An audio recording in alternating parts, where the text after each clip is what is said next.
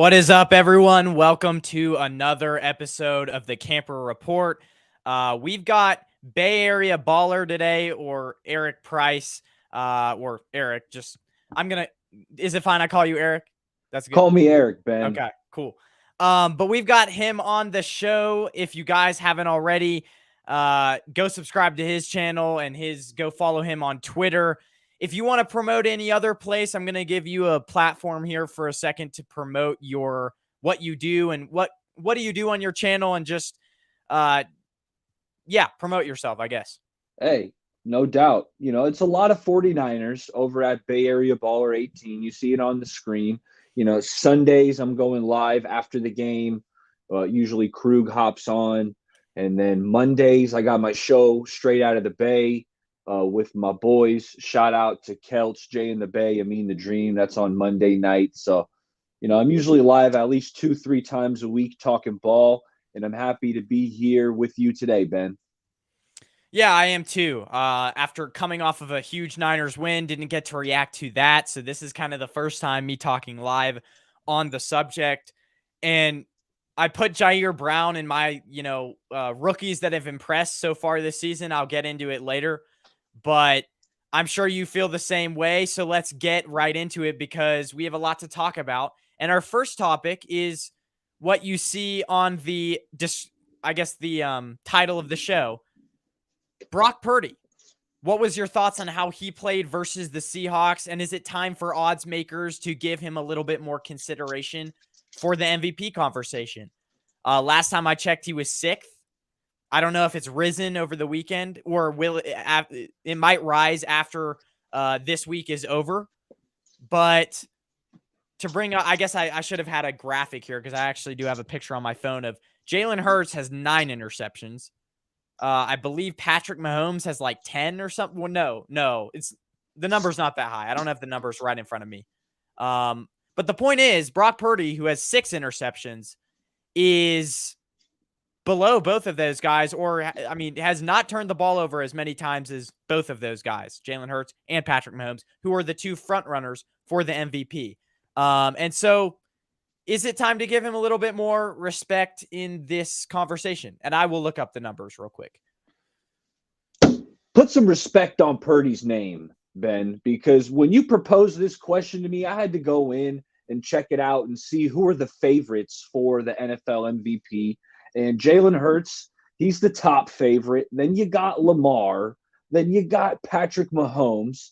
And I was surprised to see a couple other names ahead of Brock Purdy on this list. And remember, it varies from, betting site to betting site, okay? Mm-hmm. But the one I was looking at had Tua also ahead of Purdy and Dak Prescott ahead of Brock in the potential, MVP race category.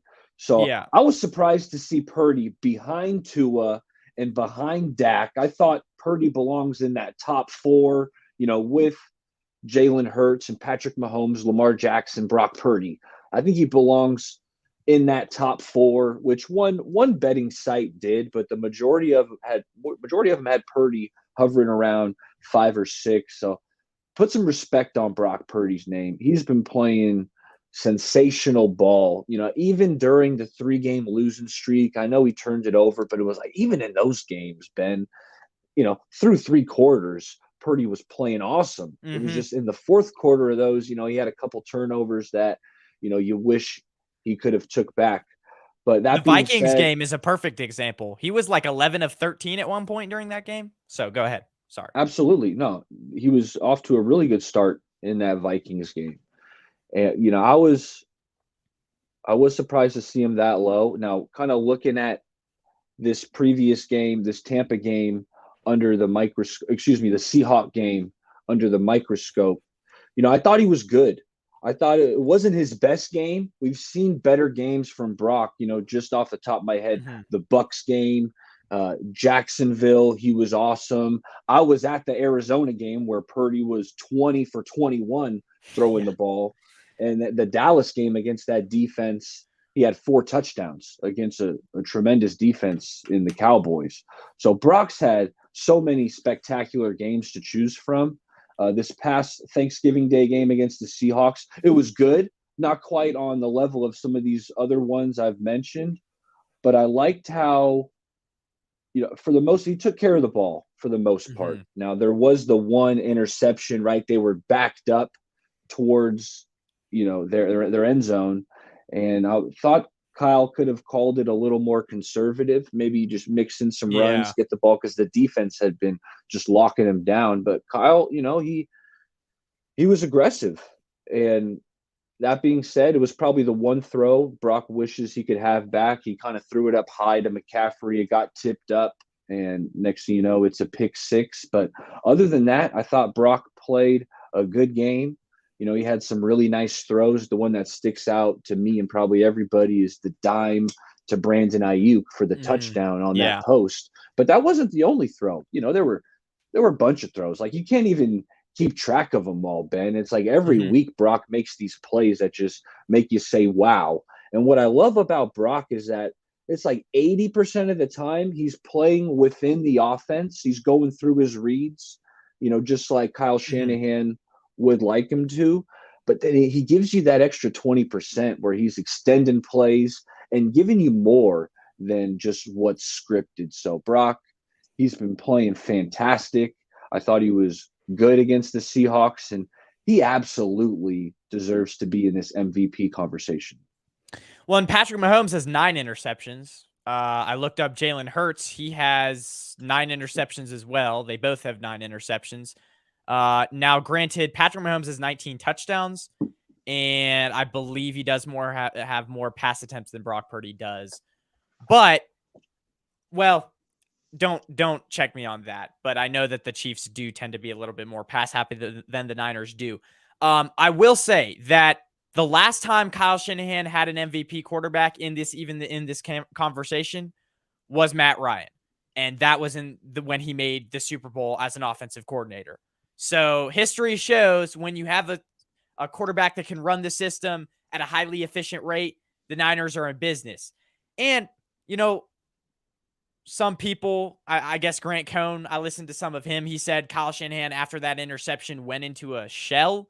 I don't think so. I think the 49ers realized after that interception that they were still being too, like, play calling wise, they went into a shell.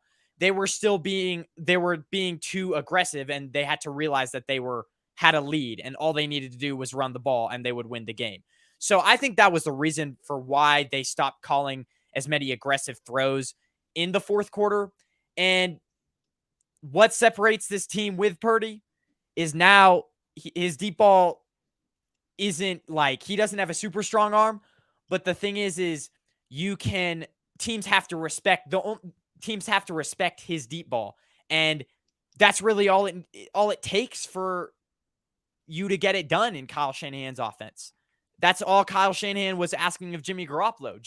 You don't even have to hit every deep throw. Just make it to where, they have to respect it. And now, Brock Purdy will throw it down the field in the last few guys, especially against Tampa Bay, I can remember, throws it to Brandon Ayuk a few times that game. And he got a few PI calls against Brandon Ayuk.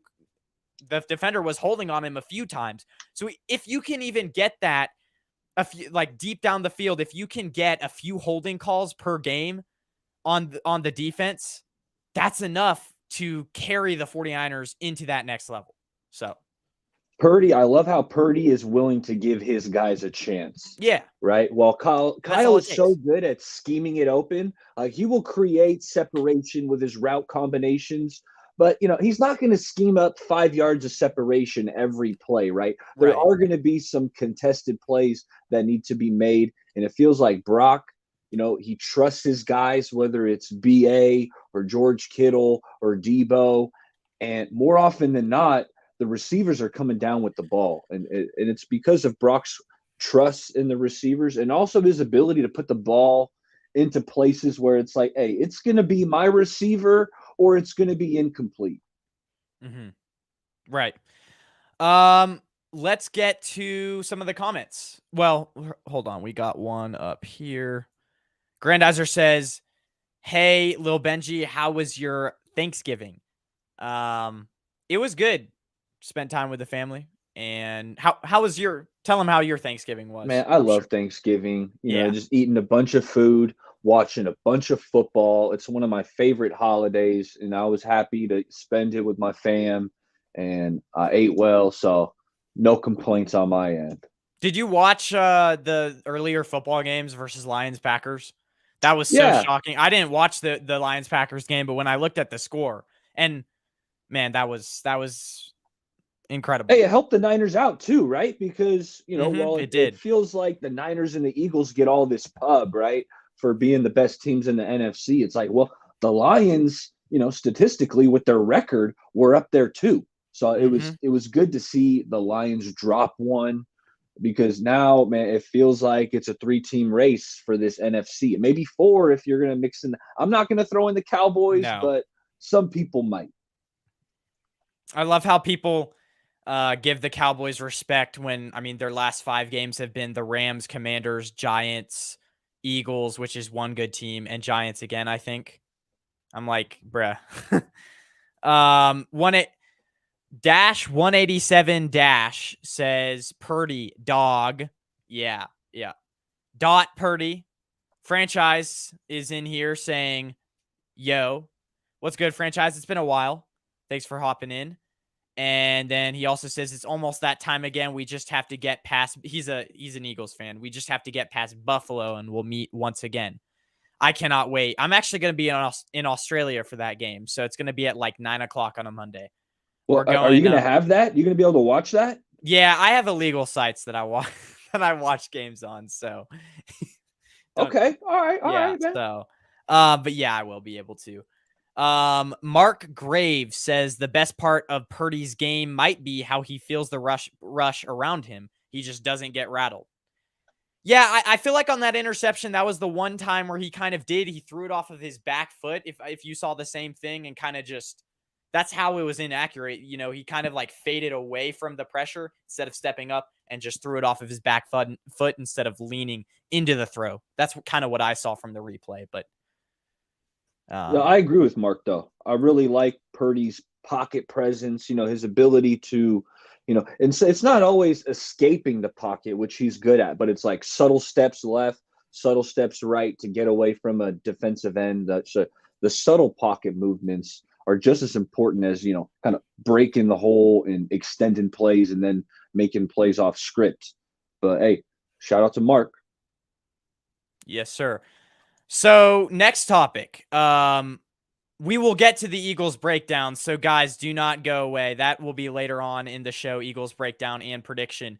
We have to talk about the corners in this game. It was quite the refresher. This was the greatest performance that they have had all season. And by the way, guys, before I get to this topic, the rundown of all the topics that we will be covering is in the description. But anyways, back to the this topic. Charvarius Ward, has Ambry Thomas and Charvarius Ward had some sort of a comeback? And what did you think of Jair Brown's performance? Man, Ben, I got to start off with Mooney Ward because he was absolutely spectacular, locking down DK Metcalf. And Ben, he was traveling. Normally, the Niners, they have Charvarius Ward on one side, and then Demo or Ambry. Now it's Ambry's job on the other side, and they kind of lock those guys onto their halves of the field. Not this Thanksgiving Day, man. They had Charvarius moving around, following DK Metcalf. And that's what I love to see because I know Charvarius has it within himself to be this lockdown corner. We've seen it before, like in spurts. Maybe not for the whole year, maybe not for a 6 or 8 game stretch, but we've seen it like in these 3 to 4 game stretches where he's just completely locked down. And that's what I saw this past game against the Seahawks. And it was really refreshing, Ben, because there was like a 3-game stretch earlier in the year where Charvarius, he had 7 flags in 3 games. And I'm saying it was frustrating because how good of a player he is and how sticky his coverage can be. But it's just like, Mooney, take your hands off of these guys, right? Because you don't want him picking up these penalties and giving the offense first downs. He cleaned that up in a big way, Ben. Multiple pass breakups. Like I lost count. It was like at least 4 or 5 pass breakups. I think it was on NBC. It said he got targeted 7 times and gave up 1 catch. So I think it was 6, about 6. Yeah. He was awesome. Yeah. He was covering DK, not giving him an ounce of space, knocking balls away down the field. When you're making plays, 40, 50 yards down the field, those are crucial because doesn't it kind of feel like oh, go ahead. Sorry. Go ahead. Yeah, no, it's crucial because those are big plays. Those are game-changing, momentum-shifting plays if DK comes down with one or two of those passes that are 50 yards downfield. But no, Charvarius, he was sticky. He was running stride for stride. He's turning around, finding the ball, locating it, swatting it away. Spectacular performance by Mooney. And before I get to Ambry, I'll let you follow up on that. Yeah, I was just going to ask you a question. Doesn't it kind of feel like Tyler Lockett has fallen off a bit, getting a little bit old, kind of starting to show his age? This is probably the first year that I'm thinking so. I have a lot of respect for Tyler Lockett. I think he's a really talented player. He's a jitterbug. He's a really good route runner, but I'm with you, Ben. It looks like he kind of lost the step, and I think the Seahawks kind of saw this coming. That's why they spent the first round pick on Jackson Smith and Jigba. But yeah, I think Lockett is slowing down a bit. Yeah, for sure. Go ahead with Ambry. I want to. Yeah, Ambry. Ambry, I'm sorry. I got to apologize. Ben, before the season started, I was saying, with who we brought in, with Darrell Luter and Womack's going to take another step, I'm not sure if Ambry's going to make the team. That's what I was saying during training camp. Well, right. I was wrong because not only did Ambry make the team, he's playing some really good ball. And it's refreshing to see on the outside that sticky coverage, his ability to what about his interception? It was an out route. If it probably should have been an easy completion, but Ambry, he was aggressive. As soon as the receiver broke, he jumped the route, picked it off. A couple weeks in a row, he's forced a turnover. So shout out to Ambry for proving me wrong. He was awesome, and I hope he keeps up this level of play. Yeah, I totally agree. I think in a way you've praised him a little bit, but I'm gonna say it was a good matchup as well, because I feel like the Seahawks couldn't establish that run game without Kenneth Walker. He was missing in this game, which I didn't think it was gonna be that big of a loss. But then I'm like, Geno Smith isn't really the type of superhero quarterback that maybe the Seahawks, after paying him, I think he got paid. Did he? He did. He got paid, and he does not look nearly as good as he did last year. Yeah, and so I think, the Seahawks were kind of thinking, we can get by, but he really, unless with a solid run game, he really cannot perform. And it was against a really good defensive line. I mean, the 49ers defensive line, at one point I thought that Chase Young was out with an injury, but no, they were just giving him a extended rest. And that's what they can do now because they have so much defensive end depth. But I will say that I feel like with DK Metcalf, it's not about as much as finesse. It's more about he's going to out physical you. He's going to try to just play rough football, and that's how he wins on routes. Charvarius Ward is built like that. That's why the 49ers signed him, because he is a tough player. And so I think DK Metcalf doesn't necessarily have the blazing speed and amazing route running combination that Jamar Chase had. But again, I also think it is the scheme that the 49ers are now starting to play that is giving the cornerbacks more success, because Ambry Thomas, he is the type of athlete, not great in zone, but if you ask him to turn around and just run after a receiver and just use his physical traits, that fits perfectly his game. And so that's why press man to man is perfect to what the 49ers want to do with these two guys. But I'm going to lean on a little bit of the side of it was a good matchup, considering that I think DK Metcalf is the type of receiver that Charvarius Ward, especially in press man to man, does really well against. Not necessarily in zone, because I was looking last year in the playoffs, DK Metcalf had 7 catches, But in press man-to-man, I think Charvarius Ward, DK Metcalf is actually a really good matchup to Charvarius Ward because they're both very physical players. So I don't know if that made sense, but yeah. Absolutely, it did. It did. You think Charvarius is a good matchup, which it certainly looked that way on Thursday. DK, while he doesn't run the most refined routes. I think part of that is because he's 6'5" and he's so big. He carries a lot of weight. But Ben, he is a blazer. I mean, DK Metcalf has rare speed. So Mooney's ability to run with him deep down the field when Metcalf, I mean, he's a rare specimen when you're talking size and speed. So I was extremely impressed. I'm looking forward to see Mooney kind of carry this. Hopefully this kind of gives him some positive momentum and just keep it clean. Keep that clean brand of football because we know Mooney sometimes he gets a little grabby, but hey, play that clean, flag-free style of football. And, this defense, we're talking best defense in the league, Ben. Yeah. Jair Brown, real quick to quickly touch him. The 49ers didn't give up any big plays. That was also because of their defensive line, but that shows one thing to me, that Jair Brown did not miss a defensive assignment. And so that means he was prepared in 4 days, which is incredible. In almost less than 4 days. He was prepared. He was ready to go. He's a professional. He didn't miss any assignments. He gave up 4 yards when targeted or something, PFF. He had a really good coverage grade. So I'm, after this game, feeling very confident about where we are in that regard. Yeah, I thought Jair looked good. He was in on 4 tackles. Like you said, sometimes with the safeties, you see when they make a mistake, right? You see when they're missing tackles or they're taking bad angles. I didn't see any of that from Jair, which was a positive.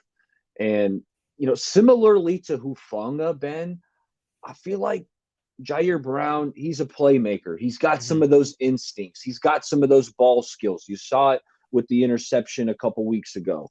So, I'm excited. This is a guy the Niners traded up for in the 3rd round. He was their first selection of this past draft. So I am high on Jair Brown. I think he had a good game. It's still early. There probably are going to be, some growing pains that pop up. But hey, so far so good. Yeah, and he has an extended time to prepare against the hardest matchup of the season. That's what I'll end it on. Real quick to the comments before we move on. Let's see, where were we? I already know you guys want y'all's revenge. I don't know why I said that. Yeah, I mean, we really do. We really do. This is a big game for us. As it should be for the Eagles, because the Eagles have a comfortable lead right now. And if they lose to the Niners, not only does it give us confidence, but it definitely will lose that lead a little bit. And you guys will be in danger of losing that first seed, which is right now highly coveted. So DK Metcalf has to make those plays, though. That drop can't cut it. Yeah, I don't know. The Niners played him very well, and it just doesn't help that I think they just could not establish the run in this game at all. And they didn't even trust Charbonnet to be their lead back. So Jair Brown was my guy coming out of Penn State. I wanted Philly to take him. It sucked that he went to y'all. You guys got Sydney. Wait, was it Sidney Brown, though, out of Illinois? He's pretty good, too. You guys got Jalen Carter. Okay. Jalen Carter had no business falling to whatever it was, pick 8 or pick 9. Like Jalen Carter should have been the top 3 pick of this past draft. And I was utterly disgusted that he fell to the Eagles. It's like, they lose Hargrave and he's going to win Carter. Defensive Rookie of the Year. And he's even in the running for Defensive Player of the Year, which you probably won't get. But. No, not this year. But I mean, I was frustrated that Jalen Carter slipped there. Yeah. Mr. A says, first time catching you live. Love the content with LK. I think he means BK as well. Yeah. No, he's talking about Larry. Larry Krueger. My Sunday Yeah. post game with Larry. Hey, Mr. A, thanks for stopping by. The chat is live. Wherever you're watching this, make sure you hit that like. Make sure you're subscribed to the Camper Report and Thank you. myself, because we're grinding. Thank you. Let's see here. Okay, so next topic. Let's move on. What positive changes has Shanahan made? And then after this topic, we'll get to the Eagles. So stick around. What positive changes has Shanahan made to the offense, and can you think of any negative? I don't think there's really any negative. I just wanted to throw this question in there. If you've seen anything that you're like, ooh, this is still a concern. I know for me, a concern would still be the interior offensive line. I'm afraid to face Jalen Carter. You were mentioning him.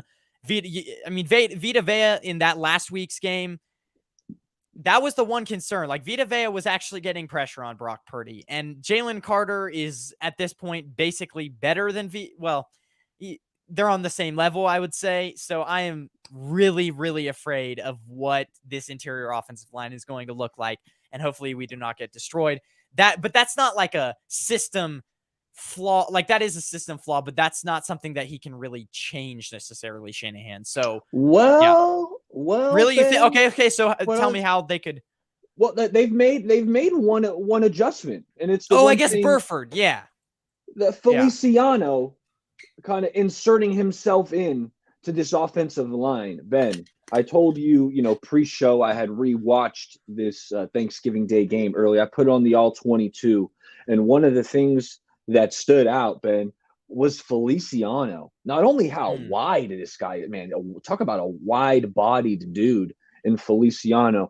Ben, I saw a play where the defensive tackle was pushing Brendel back a little, push Brendel back a couple steps. I saw Feliciano stick out his left hand to help out Brendel, and then boom, stopped Brendel's guy with his left hand. And then with his right hand, stuck it out. There was another defensive tackle that was coming in on the rush, and he stuffed him with his right hand. So he was blocking two guys with his two hands. And the only offensive lineman I've seen do that, like that comes to my memory when I think about that, was Mike Iupati. Mike Iupati back in the day, you might have been a little young for Big Mike, but he was a huge dude who could do the same thing, just stop a dude with one hand and then shove another guy away with his other. So Feliciano, I think that's one of the moves that Kyle Shanahan has made, as you would call it. This is a positive change that I've seen. And so that's a depth chart movement there. What's up, man? I've got one. Elijah Mitchell, getting him involved early in the game. He's done that the last two games, especially in the Buccaneers game. So yeah, and Eli looked good. I was starting to kind of question, Eli Mitchell. Should it be J.P. Mason? Was what I was starting to say. But these last couple games I've seen from Eli, he's running hard. It looks like he's healthier, as healthy as he's been this year. So you're absolutely right, getting Eli involved. And then one of the positive changes that I also want to highlight, and this might be kind of going back, comparing like the Shanahan Jimmy G chemistry to the Shanahan Purdy chemistry, and Kyle Shanahan trusts Brock Purdy. It feels like he's really opened up the playbook with Jimmy. Some of these game flows, it would just be like, hey man, we're handing the ball off. Where it's going to be the run game and the defense today to win this one. But with Brock, it feels like Shanahan's really opened it up. Even early in these past couple games, he's slinging it. They're coming out, and the game plan is to pass the rock. So that's been refreshing. So shout out to Shanahan and, his chemistry with Brock and willingness to trust Brock. Yeah, and getting George Kittle involved, it seems like Kittle's getting a little bit healthier. I will say that, like, a lot of the criticism was give McCaffrey less carries. I don't think McCaffrey wants less carries. I think McCaffrey loves that he's getting 20 plus carries per game. And so I think they need to continue to do that.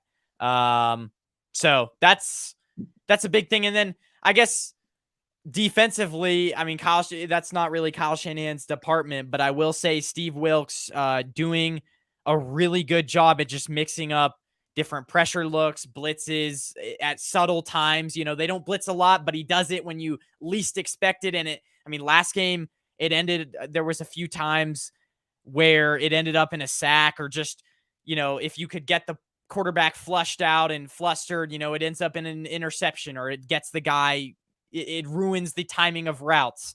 So just the way that he's been able to kind of just feel how this defense likes to play and the stuff. Because I feel like at the beginning of the season, he was kind of trying to figure out his players. Now he's figuring out their strengths and he's really unlocking it.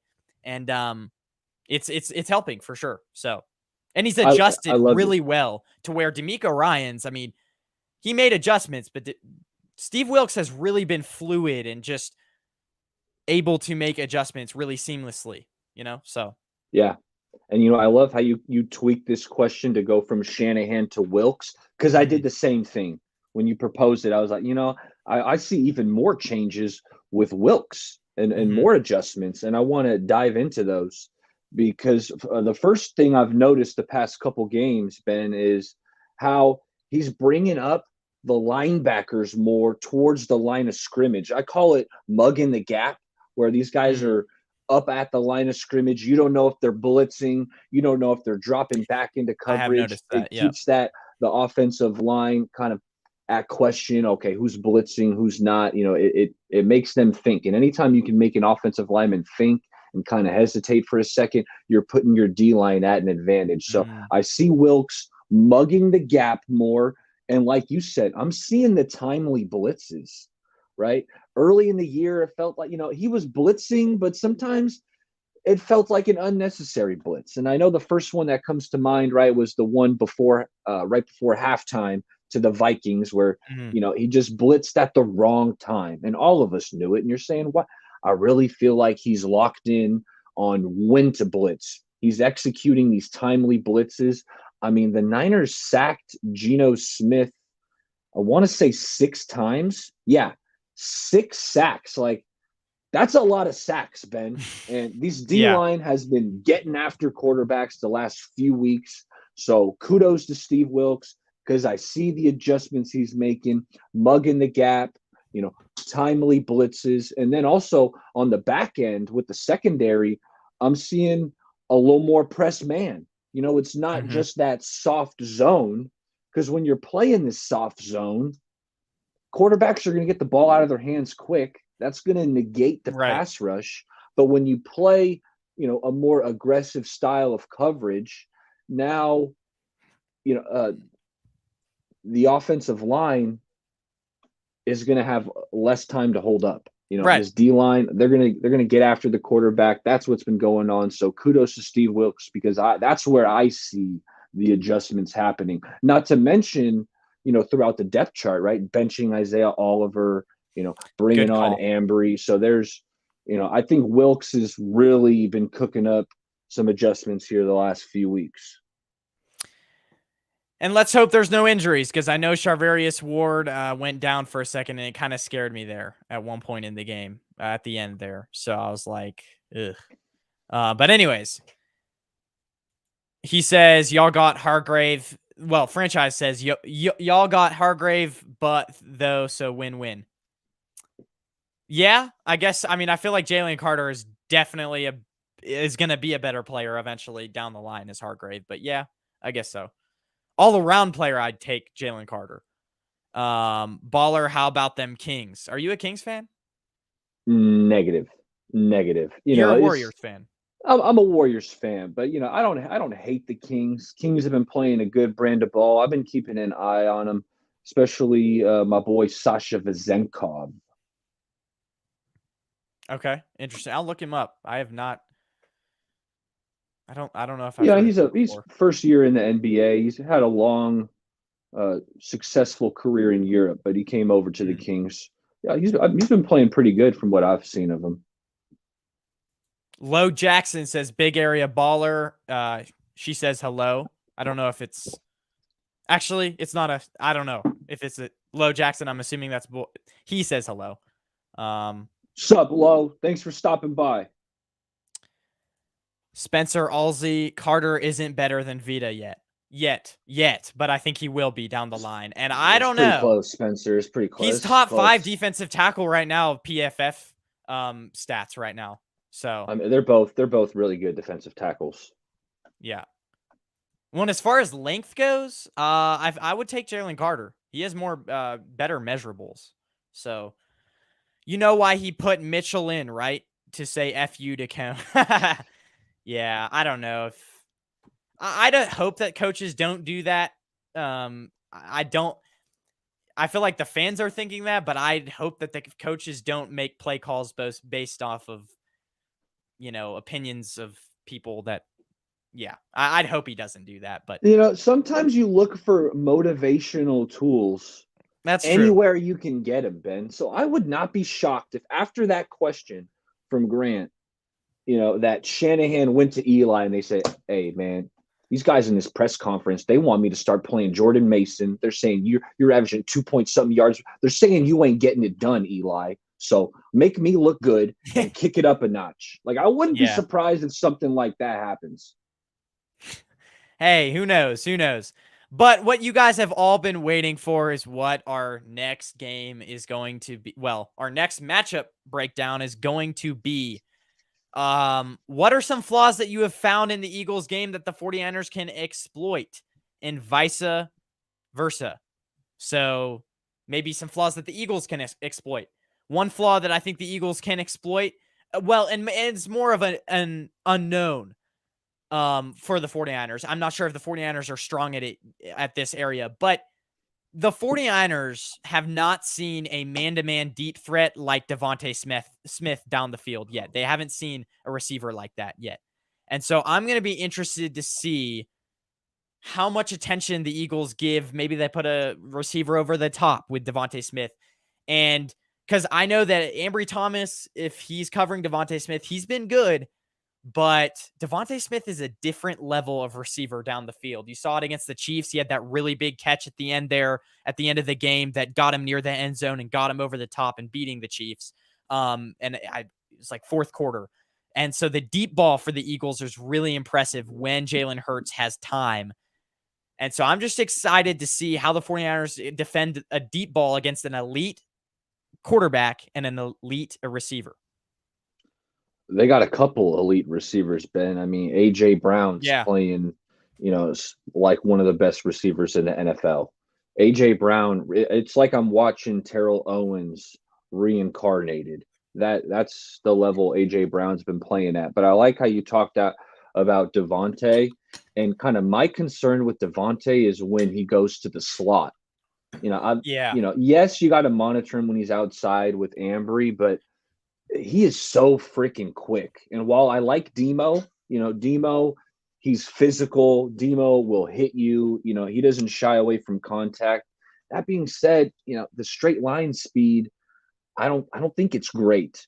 And with how shifty Devontae Smith is, that's probably the spot in the slot that I'm worried about a little bit. That being said, I'm going to go to a way the 49ers can exploit the Philadelphia Eagles. And I'm going back to, this past game I watched of the Eagles. It was Eagles Chiefs. And it sucks because it felt like the Chiefs outplayed the Eagles in that game. I thought they should have won, but the Eagles ended up pulling through kind of due to some, the Chiefs had some inopportune turnovers down in the red zone. They dropped 5 or 6 passes, and it's like, come on, guys, what are you guys doing? But nonetheless, I thought that Chiefs defense really made Jalen Hurts uncomfortable. They sacked him 5 times, and it was early in the game. I thought it rattled Jalen Hurts because during that second half, I thought Hurts looked skittish in the pocket. I saw Devontae Smith open a couple times, but Hurts, like I said, he looked skittish back there. He was worried about where the defensive line was coming from, and he was kind of side-eyeing, is his offensive line holding up? So I think if the Niners get to Jalen Hurts early, that could rattle him. Whereas he's not seeing open guys. Even if they are open, he's missing the reads because that's what a good defensive line can do. It can rattle a quarterback. I saw it this past week when the Chiefs did it to the Eagles. So I'm looking at this pass rush, which has been playing the best ball of their season when I'm talking about this Niners pass rush. Since the addition of Chase Young, man, things have been clicking. They've been getting after quarterbacks. Even the linebackers, Fred Warner, Dre Greenlaw, they're blitzing. They're getting in the mix. So I want to see more of that because that's how you can rattle Jalen Hurts. Yeah. And one weakness that the Eagles, well, not a weakness, but kind of schematically, they really should be running the ball more, but they don't enough. And every Eagles fan will tell you that they don't commit to the run, and they should. And I know that the 49ers are a really good running team, but I don't think Jalen Hurts is super elite when he has to sling the ball around, especially not against this defense. So the pressure is key. But I also think like Jordan Mailata this year, he's good, but he's also coming off of an injury. He missed week 10. Yeah, he missed week 10. And he's given up more pressures. I mean, in week 9, he gave up 4 pressures. In week 7, he gave up 3. In week 6, he gave up 5. So he's a little bit more. And he's also given up, I believe it's like 5. Here, I can go back. Is it 4 penalties this? My voice is cracked. 4 penalties this year. 3 sacks allowed. So he's a little bit like last year, didn't give up. For a while, I remember seeing a stat. There was a certain amount of snaps that he didn't give up a sack. And he's also coming off of a small injury. So I don't know. The 49ers could definitely take advantage of that left tackle position there. So. Man, Mailata's pretty good, Ben. Mailata's pretty good. And then while we're on the subject of the Eagles O-line, like watching Jason Kelce, that dude is so special. Yeah. Like just the way he gets out, he's such a good movement blocker, getting to the second level, picking up linebackers, go getting safeties. Like I know he's getting up there in age, but he's not missing a beat. Jason Kelce, this dude, he's the best center in the NFL. Yeah, and it's gonna be a good matchup. I do definitely expect the Niners. I would expect them to bring a few more blitzes than they usually do. I know you need to drop back as many guys in pass protection as possible, but hey, getting Jalen Hurts out of the pocket is going to be key. So, yes, make him uncomfortable. And I feel like with the offensive side of the ball, the Eagles pretty good at stopping the run. They're good at stopping. They're pretty sound, but somehow the 49ers have to find a way time for Brock Purdy because the Eagles secondary this year, when you give, Patrick Mahomes, good quarterbacks a little bit of time, I've watched them. It seemed a little bit faulty at times. I think their cornerbacks are definitely, and especially their linebackers, they are giving up the highest rate. So, the highest rate to when tight ends are targeted, they're giving up the highest passer rating, 130.8 passer rating. I think that was a stat before the Chiefs game. And in the Chiefs game, the reason why Travis Kelce was getting shut down so much was because, number one, Travis Kelce is really the Chiefs' only elite target. And number two, it was raining. Now the Eagles are facing a Niners team who have multiple elite skill position players. And the Eagles are the worst team in the league versus tight ends. So expect George Kittle to have a big game today because that is the one weakness. And that's why I think Shaquille Leonard could get picked up by them. I don't know if you saw that he got dropped, but yeah. So that's one weakness is linebacker position for sure.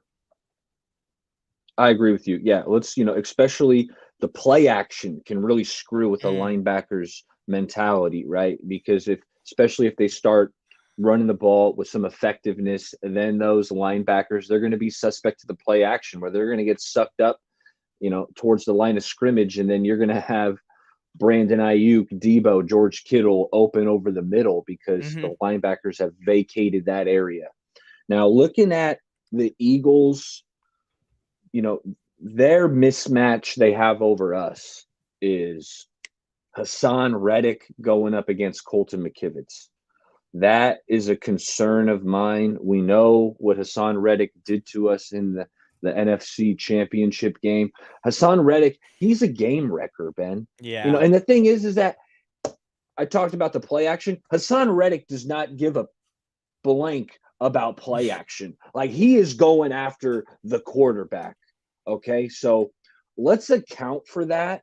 Let's keep that in mind when we're trying to run play action. Maybe have an extra guy, whether it's Juszczyk or Kittle, kind of chip out, because Hassan Reddick, he doesn't care about going after the running back.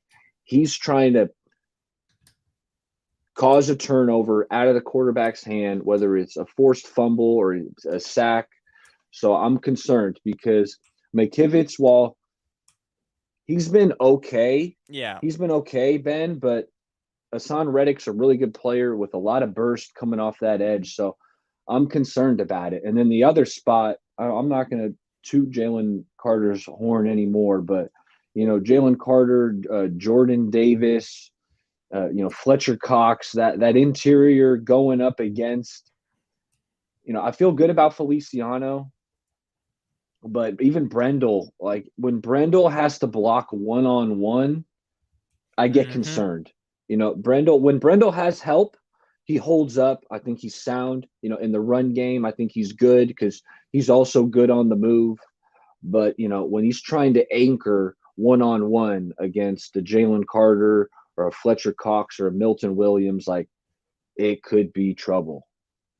Well, and this could be a game where you see the Niners offense kind of stall out more than we've seen.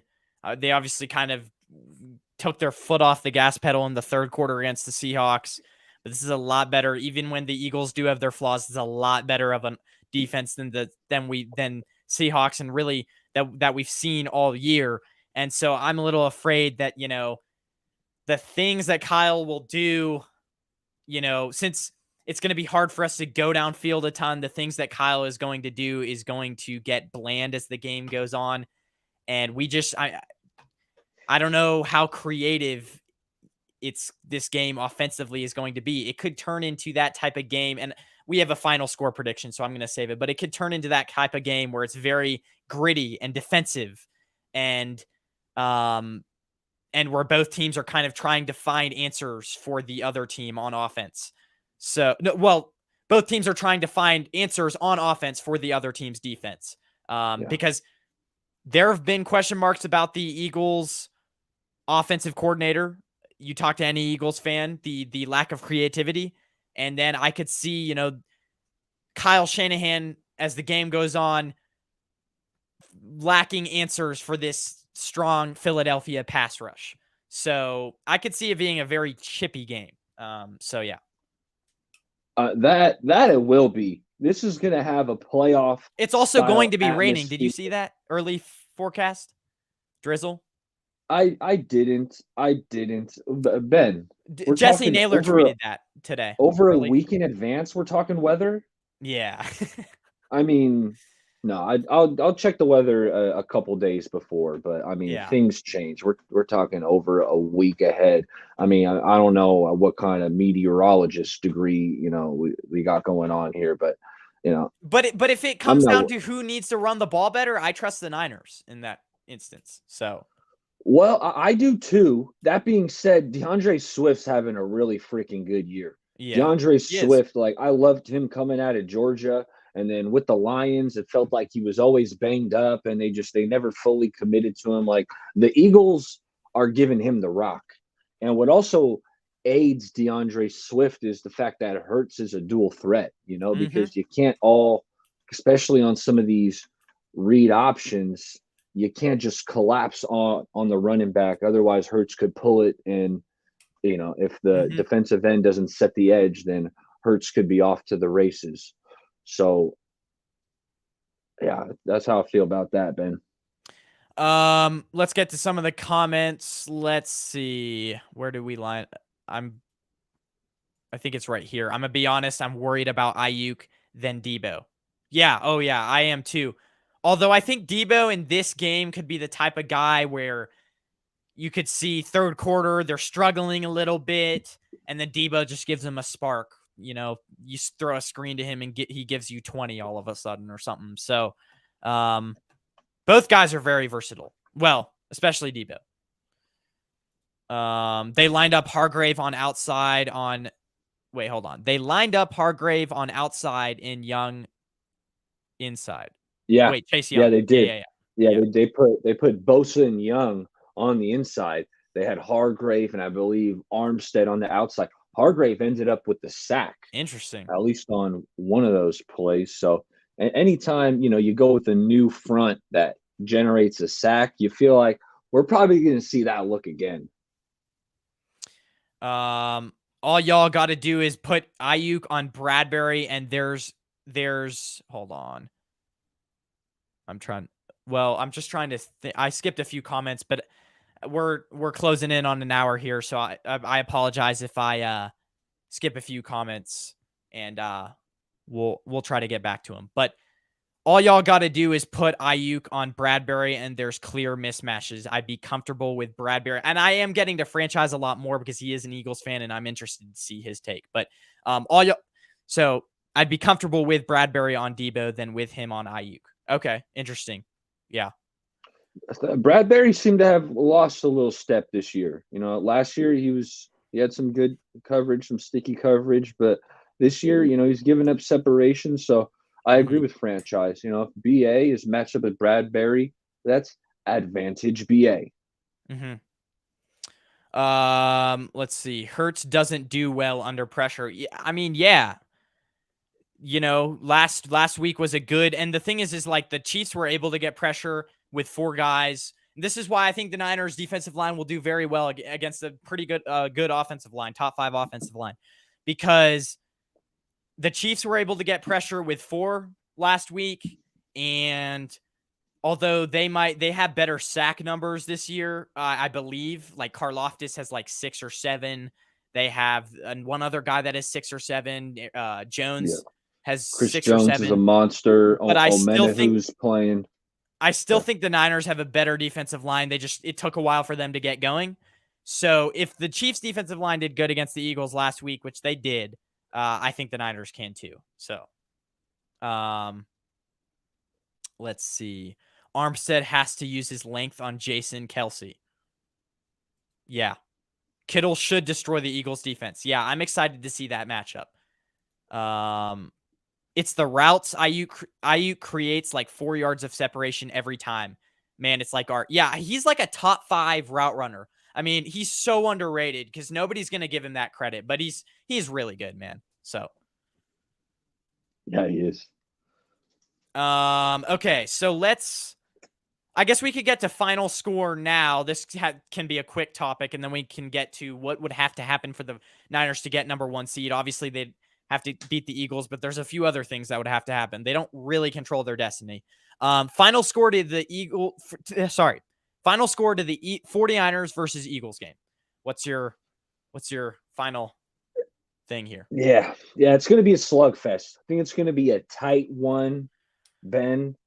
And I settled on 24-23 Niners. I think this thing is going to come down to the wire. I don't think it's going to be this huge offensive shootout.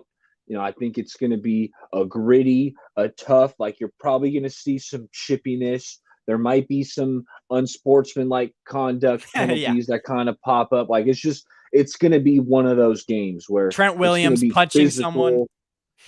You hope it's not a punch because that might lead to an ejection, but some kind of, Dre Greenlaw he's been playing relatively a clean brand of football. Sometimes he loves to hit, and sometimes it's a little after the whistle or when somebody's out of bounds. Like, I'm hoping it doesn't crop up, but I wouldn't be surprised if Dre just kind of lays into somebody kind of late or towards. It's going to be physical. It's going to be gritty. It's going to be a playoff style atmosphere. I got the Niners winning 24-23. I got Eagles. I'm going to say they get it done here, and I'm going to say 23-20. I think it's going to be that type of game where I know you don't agree with me there, but No, I understand it. I understand the it, thing Ben. is It's just here's the I thing. wasn't expecting If it. you're so do you think it's going to come down to like where Jake Moody, if it's on the game's on Jake Moody, you think it's going to come down to a kicker making a field goal? It might, and I See, think Jake's I gonna don't know if I do this trust our time. kicker and everything else, and it's just if it is in the rain, which a lot of times, I mean, I asked my brother, I was like, do you think it's going to be a type of cold weather game? And Jesse Naylor tweeted out today, say what you will about this. I mean, obviously it's too early to say it's going to rain, but if it is a little bit wet, I could see the Niners. They're a good cold weather team, but I think this is going to be a very defensive game. I don't think they're going to be able to sling it all over the field. And I'm going to say that the Eagles get it done because I think that they can get pressure on Brock Purdy. I think that they can hit enough deep throws. They have a better big play quarterback. And I think that Ambry Thomas has been playing very well, I'm but not so sure about that. you really think so? I think Jalen, I mean, you go back and look at the Chiefs game. The only reason why the Eagles won that game was because the Eagles were able to buy enough time to where Jalen Hurts is one of the best deep ball quarterbacks.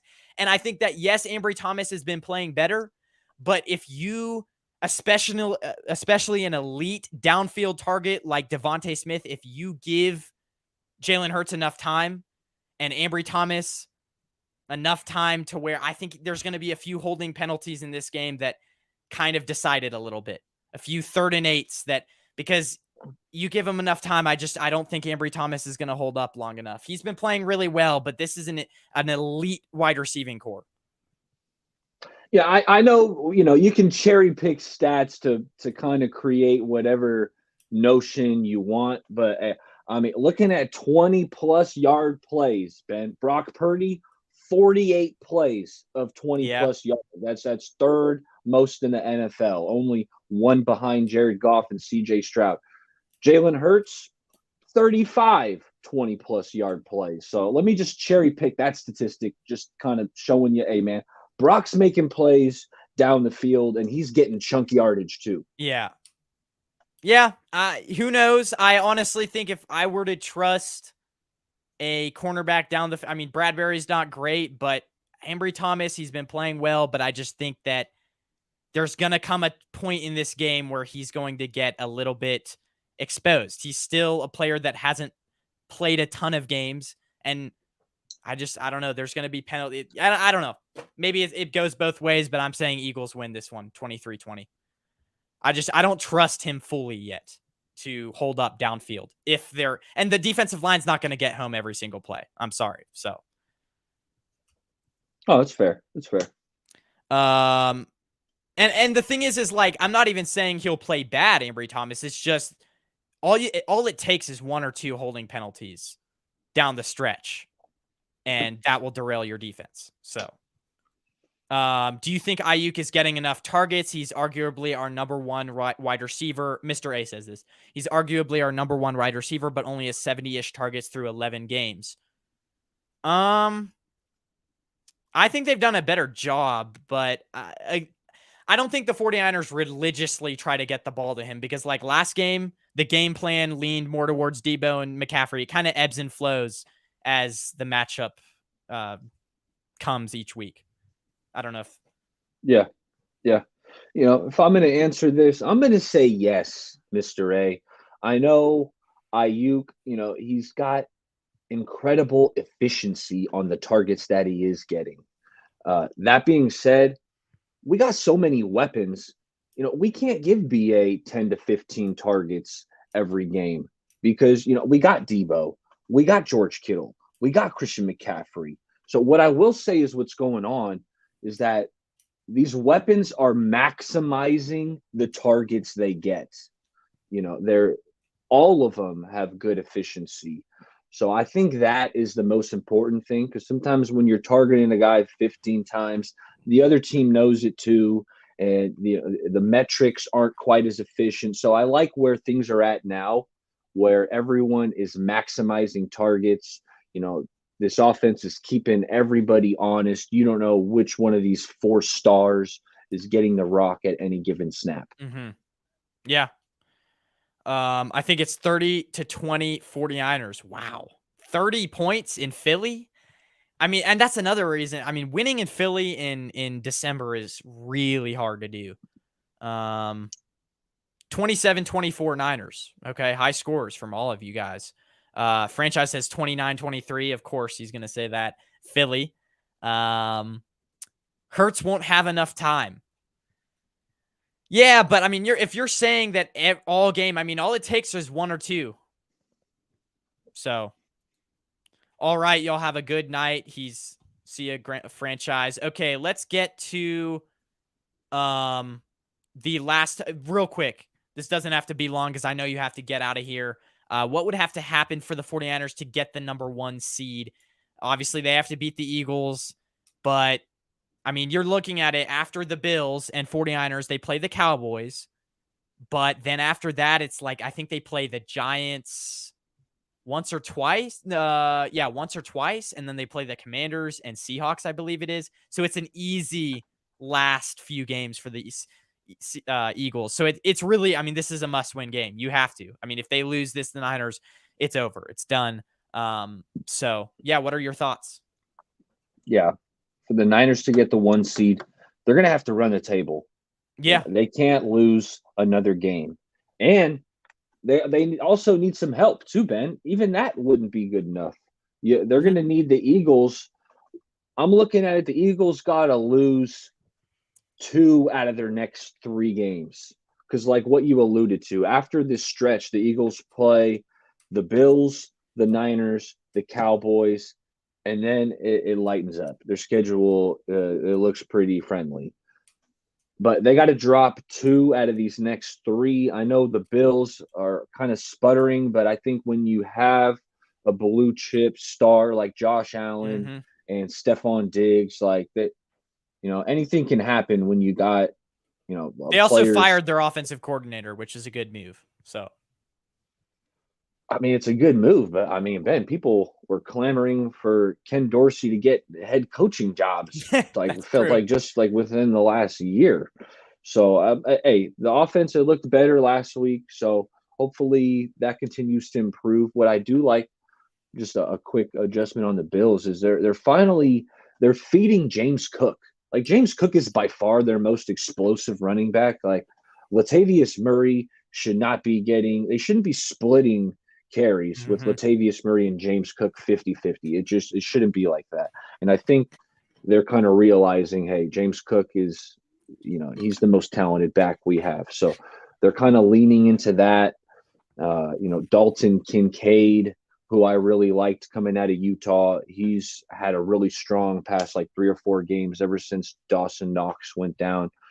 So, I think the Bills have a puncher's shot to beat the Eagles. Niners, they got to beat them. The Cowboys usually play the Eagles pretty tough, and so Eagles got to drop 2 out of the next 3, and then Niners got to run the table. That's true. I mean, you pretty much summed it up. The one thing I'm kind of afraid about is us playing the Ravens. I think we will beat them because the Ravens are good, but I mean, they don't have a ton of elite wide receivers. They've had a lot of injuries just along that whole offense as well. Mark Andrews isn't there. He's out for most likely the season unless they make a deep playoff run or so. That's kind of the timetable. That's what the Harbaugh said the timetable was for Mark Andrews. So that's he's one of the best tight ends in the league. So I think they'll beat him. But I mean, that's a tough team as well. Not only, if you do beat the Eagles, you're coming off an emotional win and you're playing the next game against Seattle. And what happened back in 2019 in the Super Bowl, not Super Bowl year, not in the Super Bowl, but when we came off of that emotional win against the Saints where it was super close and we go and lose to the Falcons. So that's kind of, and then same thing with the Cowboys earlier on this year. We lose to the Browns. So, yeah, it could be interesting to see where this goes. No doubt. Do you think Ward travels with Brown? I do. I'm concerned more about Smith, but I think AJ Brown is a lot like DK Metcalf. I think Ward will do good against him. What are your thoughts? It's possible. I mean, going into this past game against the Seahawks, I would have said no way. The Niners, they don't really travel their corners very often. Charvarius, he has his side, and then Ambry, he's got his side. But obviously, we saw that these guys are fluid. They will switch things up. Shanahan went to Mooney and said, "Hey, man, we want you to lock down DK." So, and he did a great job. So coming after that game, Spencer, if you would have asked me a week ago, I would have said no. Charvarius Ward is staying on his side of the field. But now I'm going to say yes. The Niners had so much success, stopping that Seahawk offense, shutting down DK Metcalf with Charvarius Ward. Charvarius Ward looked like he played like a top 5 cornerback. Those are the type of skills I saw in that game. And if you're going to tell me Mooney's going to play like a top 5 corner, then yeah, I want him following A.J. Brown all over the place because A.J. Brown has been playing like a top 5 wide receiver this year. Very true. Very true. I thought he was more meaning I think I know what he's meaning now. Like, will he follow him around the field? I was more taking his question in context of like, how well do you think he's going to do against Brown? And I think he's going to do really well. Let's see here. I will end it real quick on this. I think if the 49, the reason why I have so many doubts still about our cornerbacks and just certain things is if the 49ers beat the Seahawks and their defense is again pretty dominant, I will be sold. But I don't know. I mean, you look at the Bucks and then the Seahawks, it's like they're good. They're all right teams. They're not like super elite. This is like the one super elite team that is going to be the biggest test of the year. And so I just want to see them prove it against the Eagles. If they can beat the Eagles, I'm going to be sold for sure. So Spencer Alsey says, I think Hurts not having a good tight end. I forgot that Goddard was out. That is a good point. Will hurt him this week. Yeah. Goddard's a good player. Hey Ben, before we get out of here, I want to get your opinion on this because I feel like, get me on the phone with Steve Wilkes or Fred Warner, Eric Armstead, because I think I know how to stop the tush push, Ben. Oh, yeah. Okay. Yeah. Let me hear it. And I'm going to break it down for you. I tweeted this out. The tweet didn't gain a ton of traction, but I made sure to tag some of the big boys to make sure that, at least someone in that building knows my thoughts on how to stop the tush push. So I tagged like Bosa and Armstead and Fred and John Lynch. But let me just tell you, what's got to happen. You got to take out the pushers. You got to knock them out because having two guys pushing directly on Jalen Hurts, like that's why they're converting with the success that they are. Obviously Kelsey and the offensive lineman, they get low and they get some push, but you got to take out the pushers. What I'm doing, Ben, and I realize this might be considered dirty. I'm not trying to be dirty. I'm not trying to injure anyone, intentionally, but I want to send someone, as soon as it's snapped, I want to send someone around the edge and I want them diving at the pusher's knees. I want them taking out the pusher's knees, but while also, Ben, also trying to make a play on Jalen Hurts.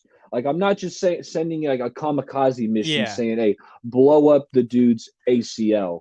I'm not. I'm trying to kind of take their feet out from under them and also kind of grabbing Hurts from the side or from behind. Like, but also I'm trying to take out the pushers. Right. Like that's what's got to happen. If you're going to stop the tush push, someone's got to blow up the pushers. I haven't seen anyone on the defensive side do this yet. Everyone seems so concerned about trying to push back. But here's the thing. If you send that, like, do you lose strength up the middle? I mean, I guess there's no way that there's 11 guys going all up the middle. So, I mean, you take some of your safeties, maybe, that aren't pushing I'm thinking as much. The corner. I'm thinking one of the corners. That's not a bad idea. I feel like The thing is you'd have to time that really down to the minuscule. Like they'd have to be practicing it for a long time because you'd have to like really time that. And that's what something like Hufunga was so good during his career. I mean, there was a few times where he would time the snap perfectly right and then he'd blow up the run play or whatever. So you have to time that perfectly right because if you don't, then it's either a false start or you get there too late. So yeah. Yeah, you're right. You're right. And I'm more so also I'm trying to stop that second surge because a lot of the times what I see is it's the second surge where they're pushing Jalen Hurts and Right. that's what gets them the first down. Like you gotta the D line has to stop the initial surge. And then I'm hoping my guy can take out the pushers before they kind of get that second wind and they kind of push them past that first down game. So hey, Steve Wilks, somebody clip this, send it to Steve. Hey, blow up these pushers' knees, and let's see how willing they are to keep on pushing without at least being cognizant of who's around me about to blow me up. Yeah, yeah, that's true. I'm just trying to think. Before we get you out of here, this is kind of an interesting topic. This comment I thought, so let me quickly read it if you don't mind. Go for it. Yeah.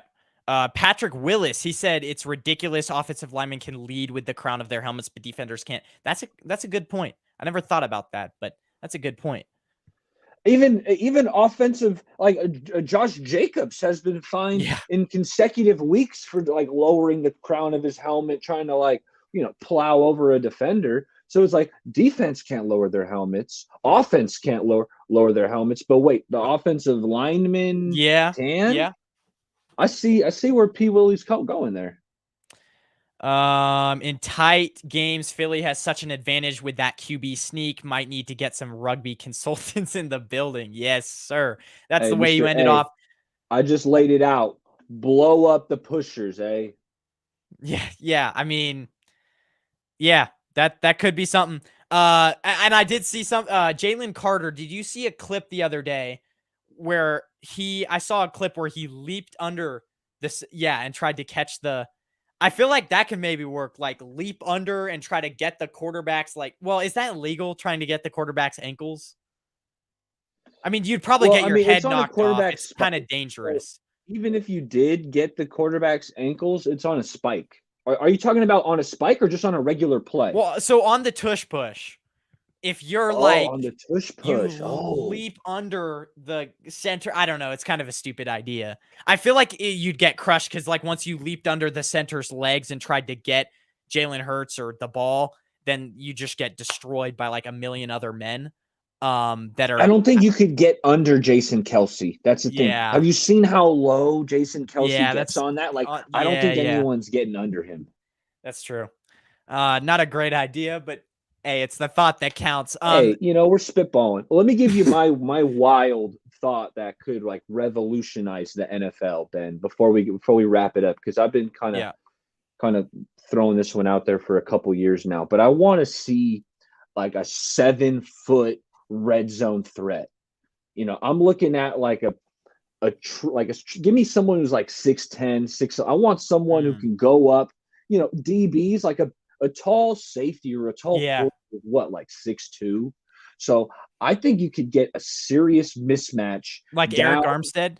Yeah. No, no, I want someone more athletic than an Okay. Armstead. I'm talking, I'm looking more at like NBA players. Like, give me like a Willie Cauley Stein or like a Damian Jones, who had both of those guys had brief stints with the Warriors. But I Right. want a true like 6'10 athletics specimen with long arms. I think it'd be a dominant way to put up points in the red zone. Like you're at it's 3rd and 8, or you're down by like the 8 yard mark. Maybe you're at the 10 yard mark, but it's third down. So it's like, hey, you know what? We're gonna throw a fade route to our 7 footer, and I think he's gonna come down with it, a large percentage of the time. So what's my one thought that I've been trying to start. But then again, these guys would probably be bit players and Yeah. linebackers and stuff. They would start going for ankles and knees and try to take those. So I understand the risks to it, but I just think it could be successful down in the red zone. That, that I've never thought of that, but that could be something. Yeah. Yeah. Um, and I mean, the Eagles trying to turn football into rugby at times, you could turn football into basketball at times. So, I'm trying to think outside the box here, Ben. yeah. Before we get out of here, just advertise one more time where they can find you. Your guys, his Twitter and his YouTube are in the description, but tell him what you do one more time for people that maybe watch afterwards on my channel. Yeah, no doubt. Bay Area Baller 18. You see it on the screen here. Subscribe to the channel. We're going live right after the Niners games every Monday night. I got a show with three of my buddies. It's the Straight Out of the Base show. We break down that week's game in detail. Shout out to Kelts and Jay and Amin the Dream. Have a lot of fun. So we're going live 2-3 times a week talking ball. And I love, having guests on just like yourself. Ben, thanks for the invite. It's been a blast. It was a lot of fun. It was a lot of fun. And we have similar views, but we have a different view for this week who's going to win. So it's kind of interesting to see your You side on it. surprised me, Ben. I can be maybe maybe it's the homer in me, but I was not expecting you to take the Eagles. I gotta be honest. Yeah, and maybe my reasons aren't great. I just think that No, they I'm still were. They fair. were sound. They were sound. I'm still very questionable about a few of the positions that could really kill us. But yeah, we'll see. We'll see. And I also like Franchise in the comments, kind of giving us his opposite opposing view there. So that was a lot of fun, guys. Go and have a good rest of your night. It's pretty late, especially on the East Coast.